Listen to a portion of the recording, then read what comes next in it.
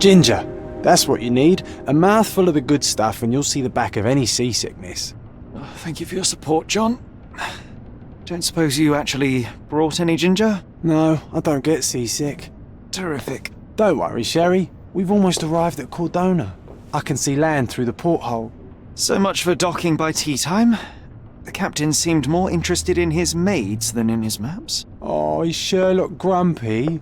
Cheer up. We're back where we grew up. It's exciting.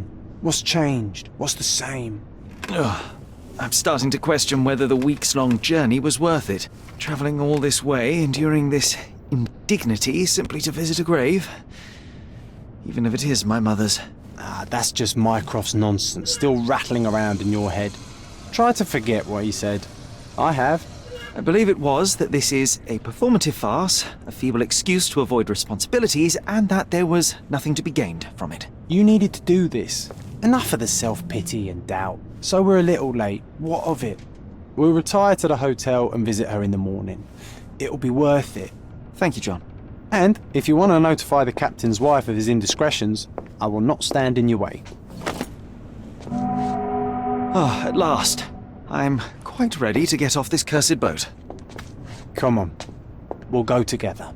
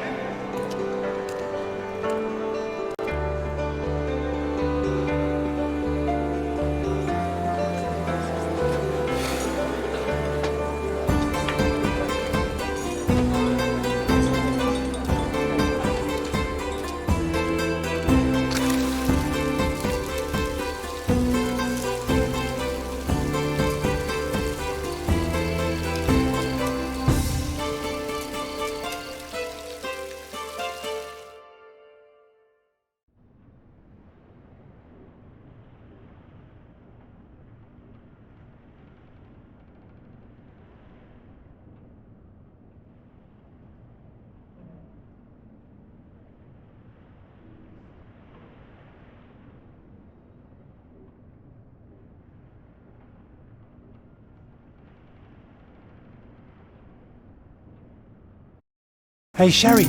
Come on, catch up. Yes, yes. Sherlock, don't get lost in this huge garden. Follow the sound of my voice. Welcome to Il Palazzo di Lusso, sir. Welcome to Il Palazzo di Lusso, sir. We just need your signature. There you are. Ah, Mr. Holmes. Yes, we have room 221 prepared for you. I see it was reserved for 2 people. Would you like a second key? Oh, no, I think we'll stick together. Very good. Rooms are upstairs, sir. Welcome to Cordona. Hurry up, Sherlock. I want to see our room. I hope there's a balcony with a view.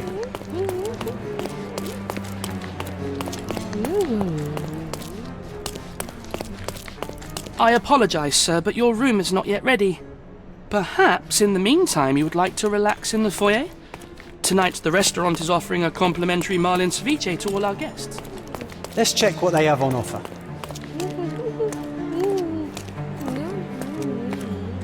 Hey, Sherry. Just our luck. A medium, John. Haven't we been through this already? Come on, it's not like we've got anything better to do.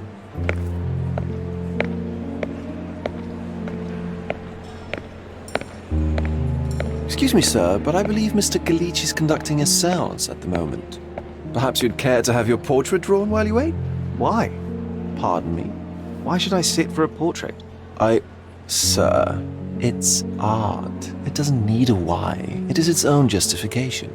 All things require justification, be they objects, systems, or beliefs. How about art as the lens through which we see the truth of the world? That's backward. Truth is not subjective and not complicated. It's just the truth. It either is or it isn't. You do not need a lens to see it, just an open mind. Ha! That seems rather close-minded. Truth, like beauty, is in the eye of the beholder. So tell me, what do you see? Mediocrity.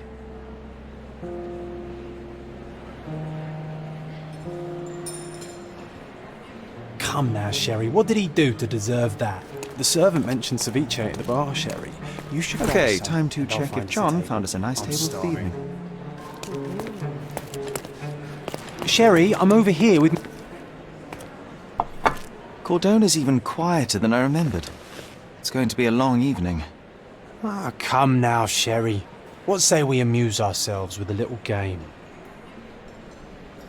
What were you thinking? Oh, promise me it isn't nonsense. After being cooped up on that boat, I am itching for activity. No.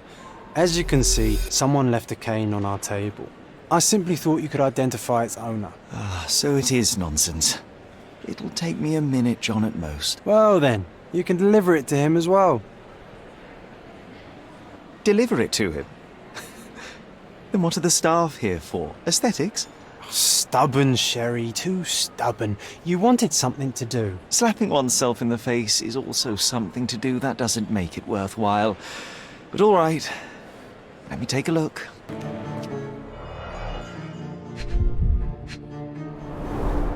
The hand grip is a head of a golden Javanese statue, probably stolen from a temple. A crest depicting a bulb of garlic in a meadow, perhaps the Fielding family or Meadows, or Craven from the old... The cane is made of ebony, it's worn uncared for, and bears the scars of numerous hits. This cane is an expensive and Don't ask me about the ostentatious cane. weapon. I was with you the Its whole owner time. must be vain, volatile, and of noble English blood. Take it with you, Sherry. Let's return it to its owner. All right, I hope you noted down your observations in your casebook. But how are you going to find this nobleman?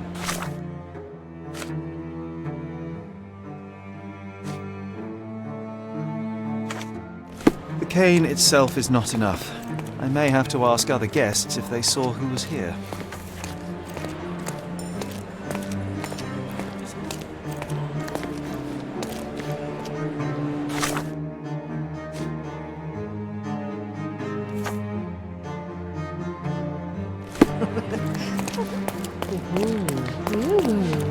Are you able to help me?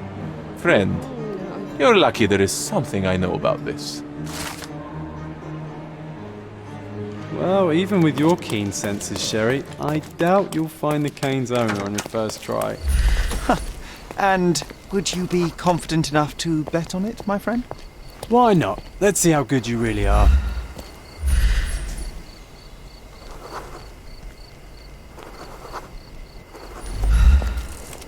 Do you know anything about this? My dear fellow, you're talking to the right man.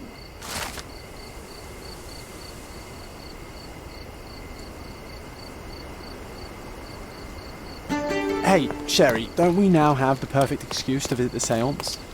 I'm just going to give the cane to its owner. You will not persuade me to take part in this show. Come on, if you hurry, perhaps we'll see the guy.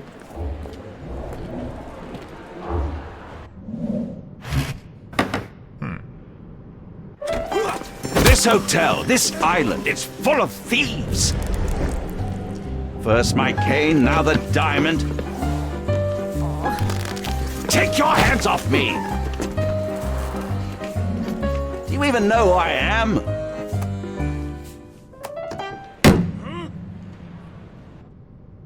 Hey, boy! That's my cane! I get that a lot. It's a very common design. What? No, that's a custom-made. A joke. A joke. It was left at my table in the restaurant. I thought it deserved to be returned. Well, I'll be... It is rare to encounter a straight-fingered true penny these days. What a gentleman. But I must ask, how did you know I was the rightful owner?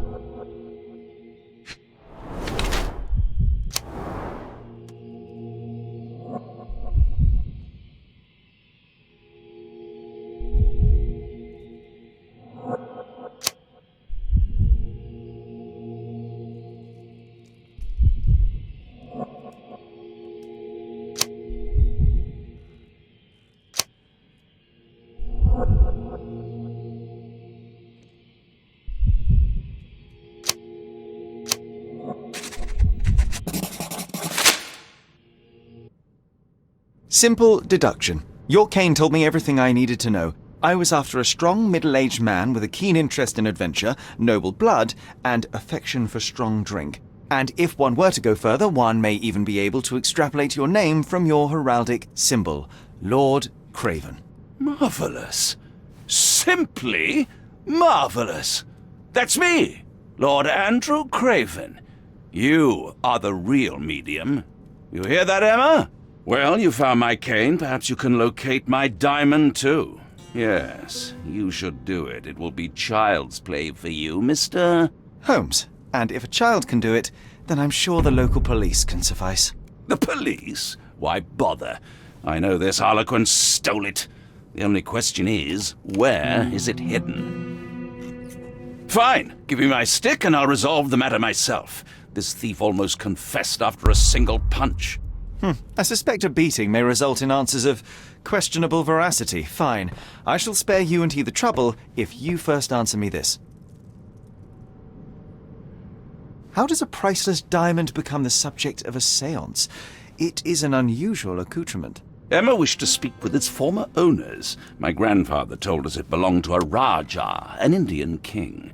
So you were summoning long-dead Indian royalty and, pray tell, you were expecting him to converse in English? To be frank, Mr. Holmes, I don't believe in ghosts. But Emma was fascinated by the idea of meeting a real king, even a dead one. Well, a crown is a crown. Can you describe the stone itself? A yellow diamond, not less than 100 carats, and perfectly egg-shaped. There is not another like it. You insist the medium robbed you during the séance. But what occurred exactly? It was a dirty trick. We were sitting here in the dark, chanting and holding hands, as expected. Then something began to appear from the medium, like a cloud or a bubble. The swindler called it ectoplasm.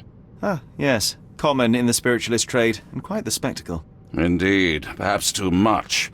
My beloved Emma screamed in horror, and I stood to defend her, attacking that cursed ghost. How brave.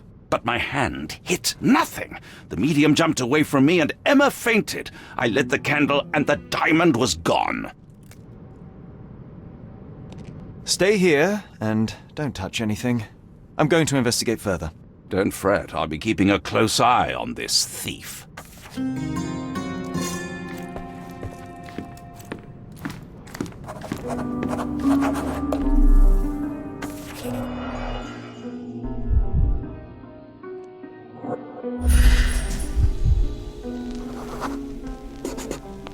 The diamond was placed on the table so that all participants could reach it. This must be the ectoplasm. Too bad there's not enough for a proper chemical analysis. Ectoplasm. The ghost was here, Sherry. Half a glass of Balblair scotch and the remains of a Paul Aranaga cigar. What else does a gentleman need?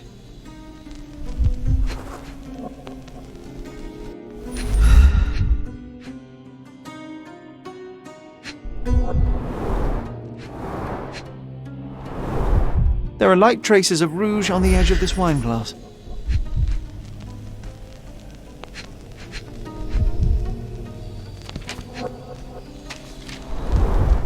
Half a glass of Balblair scotch and the remains of a Paul Aranaga cigar. What else does a gentleman need?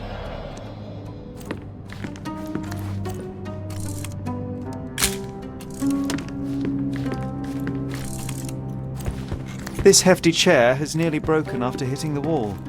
Could one man even lift it? At Cambridge, I was captain of the rugby team. It was no place for weaklings. Thank you for helping us resolve the situation, sir. Quite a display for the tremulous visitor. How can you not love this stuff, Sherry? It adds so much atmosphere to the room. Was this covered on purpose? Of course. It is very dangerous to leave a mirror exposed during a séance.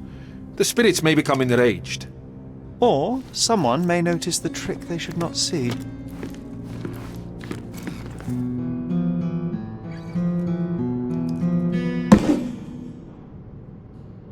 What happened here? I don't know. The ghost. I summoned it as usual, but then it all went wrong. The lady screamed and pointed at Lord Craven. And there was a shadow, Such a mystical force. It terrified the lady.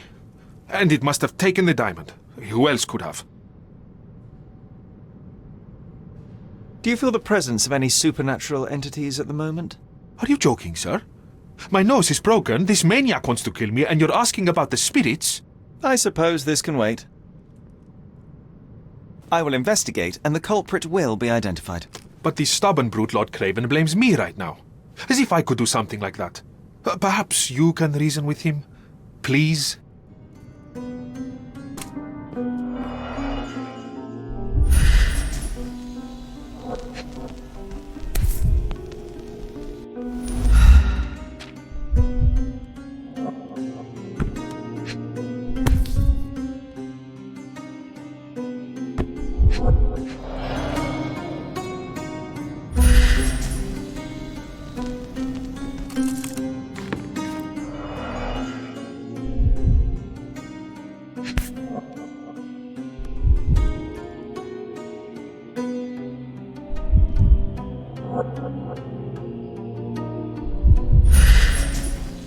This brooch is old and cheap, but the moth design has its charms. Seems like you're ready to delve into your mind palace, Sherry. I'm sure you'll make some good deductions. It seems there may have been an unexpected visitor outside the window. I hope it was the ghost of the Raja.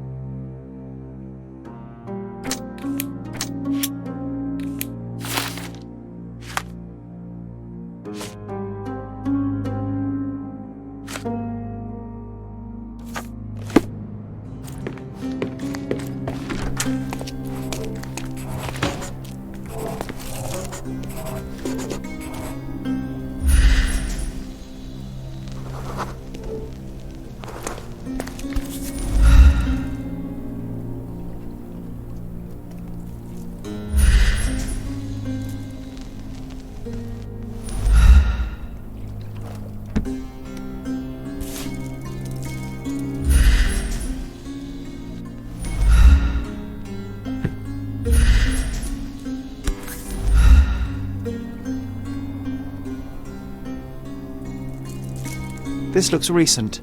A shoe with a broken heel will surely leave scratches. All right, John. Do you think a ghost could leave this footprint? I'm reserving judgment. Use your keen eye to follow the trail.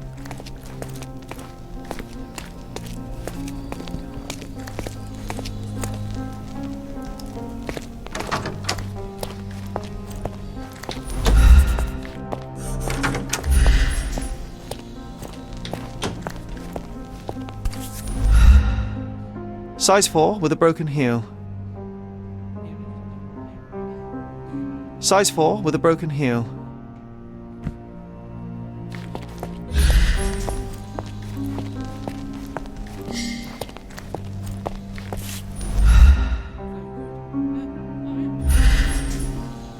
Size 4 with a broken heel.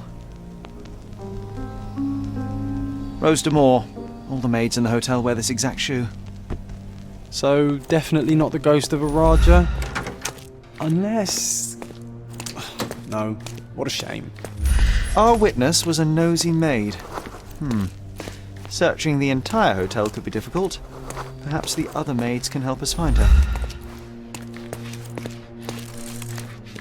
Are you able to help me? You look like an honorable man. I have some information for you.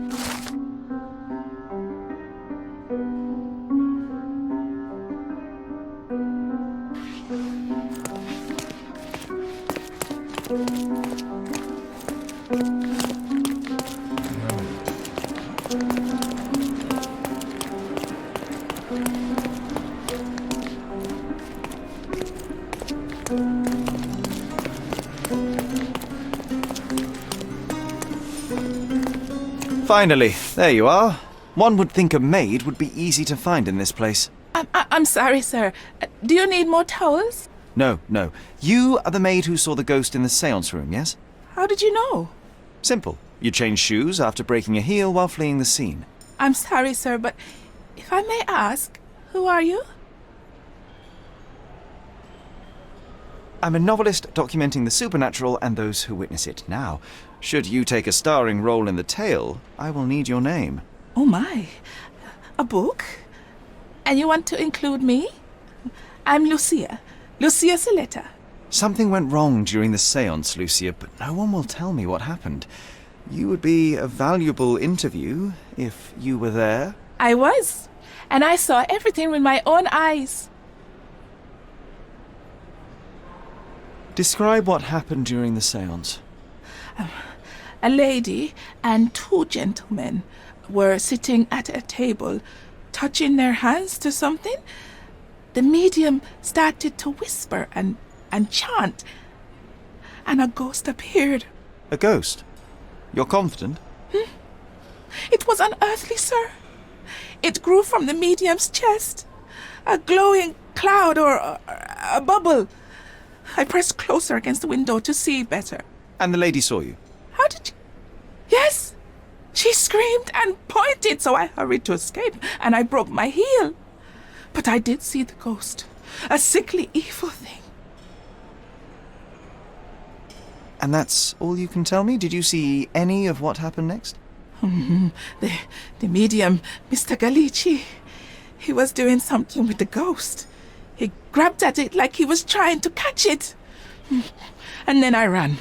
I suppose I should be grateful you endured these horrors for such a long time. All right, I have your account memorized. Good day.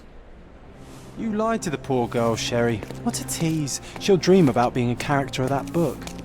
Surely a pleasant dream is better than no dream at all, John.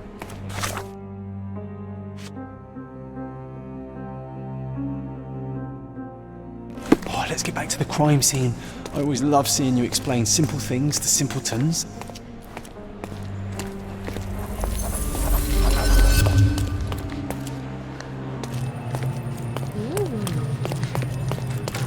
Lady Craven retired to her room to rest. Lord Craven remained here until the staff reported that the medium was locked in his room.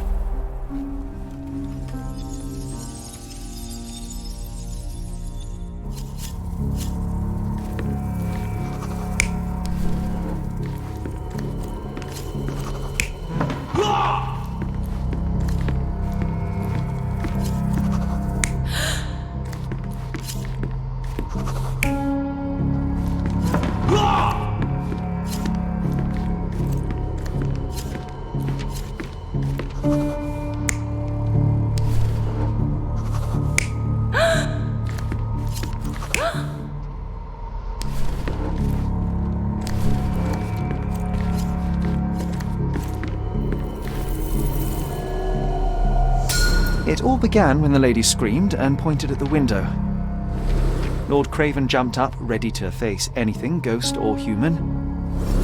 The medium shrank back in dismay. He was not expecting such a reaction and had to quickly hide the ghost. The lady was the only one left touching the diamond, at least until she fainted. Amazing. It's like you saw it with your own eyes, sir. Oh, I forgot that you were here. I guess